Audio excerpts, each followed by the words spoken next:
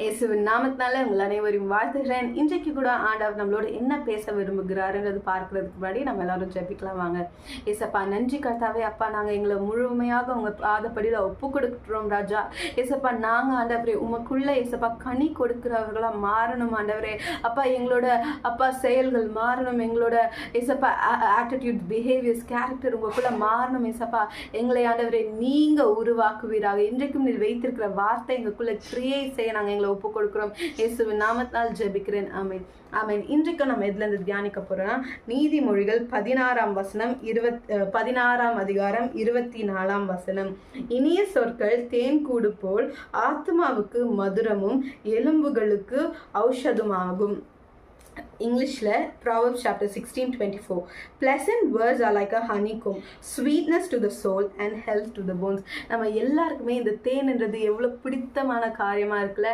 அதாவது அது எவ்வளோ ஸ்வீட்டாக இருக்கும். அது நம்மளுக்கு பார்த்தாலே அது நம்ம நாக்கில் படும்போது அது அவ்வளோ ஸ்வீட்டாக அது நம்மளுக்கு ஒரு ரெஃப்ரெஷிங்கான ஒரு எக்ஸ்பீரியன்ஸை கொடுக்கலாம். அந்த மாதிரி தான் நம்மளோட சொற்கள் இருக்கணுமா. ஸோ இன்றைக்கான தலைப்பு கூட என்ன அப்படின்னா, be kind to each other, build each other with your words. அதாவது நம்ம பிறரை நம்ம சொற்களால் கட்டணும் அப்படின்னு தான் சொல்லப்படுது. நிறைய நேரத்தில் இந்த வசனம் யாக்கோபில் சொல்லுது, நம்மளோட நாவானது இந்த என்ன சொல்லுது, பாவம் நிறைந்த உலகமாக இருக்குது அப்படின்னு சொல்லப்படுது. ஓகேவா? It is a world of இனிக்விட்டியாக இருக்குது. ஓகேவா? ஸோ நம்மளோட நாவலை நம்ம ஒருத்தவங்களை வந்து கட்டுறோம், இல்லைன்னா இடிச்சு போகிறோம். ஓகே, ஏன் மற்றவங்களை யோசிக்கிறீங்க?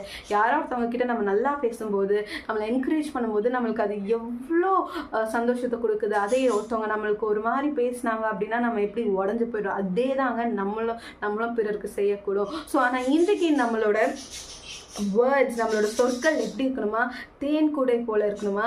அது வந்து நம்மளோட ஆத்மாவுக்கு மதுரமாக இருக்கணுமா. ஓகே, ஆத்மாவுக்கு மதுரமாக இருக்குமா. ஓகேவா? இட் வில் பி ஸ்வீட், அவ்வளோ ஸ்வீட்டாக இருக்கும்.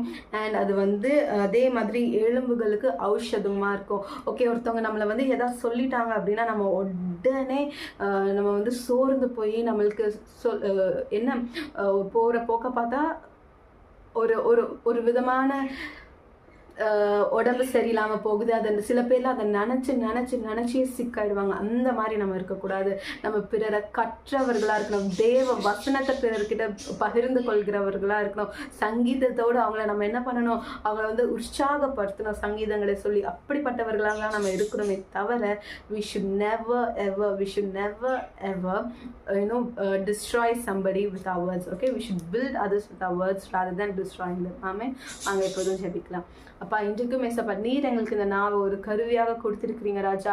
ஏசப்பா, வசனம் சொல்லுது யாக்கோபில், அப்பா இந்த நாவானதை ஒருத்தவங்க யாராலையும் அடக்கவே முடியாதுன்னு. ஆனால் ஏசப்பா, இந்த நாவை உங்கள் கருத்தில் நாங்கள் ஒப்பு கொடுக்குறோம் ஆண்டவரே. அதை சுத்திகரிங்க அப்பா. ஆண்டவரே, இனிய சொற்களை பேசுகிற அப்பா கிருபை எங்களுக்கு தாங்க, வல்லமை எங்களுக்கு தாங்க. பிறர் இடத்துல ஏசப்பா உம்முடைய வார்த்தைகளை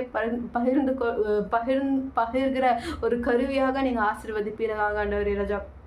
இக்காரணத்திற்கு கொண்டு மேசப்பா ஆண்டவரே, நாங்கள் பிறரை இடித்து போகிற மாதிரி வார்த்தைகளை நாங்கள் பேசிடவே கூடாது. இயேசுவின் நாமத்தினால் ஜெபிக்கிறேன் ஜீவன் நல்ல பிதாவே. ஆமென், ஆமென். God bless you. Have a blessed day.